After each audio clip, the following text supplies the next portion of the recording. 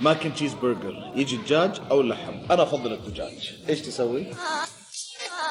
الحين انا مسوي كذا عشان تاخذوا الاكسبيرينس وتصبوا الماكن تشيز. ليش ناس يجوا المطعم يقولوا لهم انتوا حطوا لي الماكن تشيز؟ يا اخي خذوا الاكسبيرينس يا اخي، ما تبغوا تسووا زي كذا؟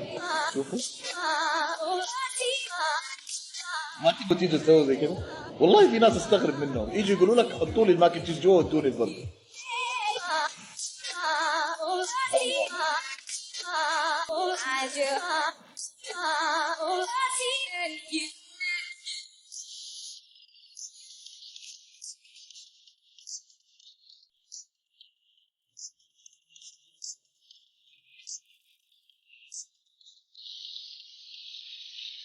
خش على اللون يا حبيبي، شوف كيف، شوف كيف هذا اللي نغرقه جبنه ونغيره صوص اخضر. عيش يا عمي.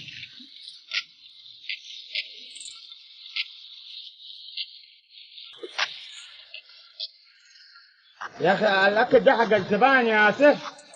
طبعا ما نقدر ايش ناكل بدون الصوص، لازم نديها واحده كذا بالصوص. اضرب يا دريب لا بلعيب.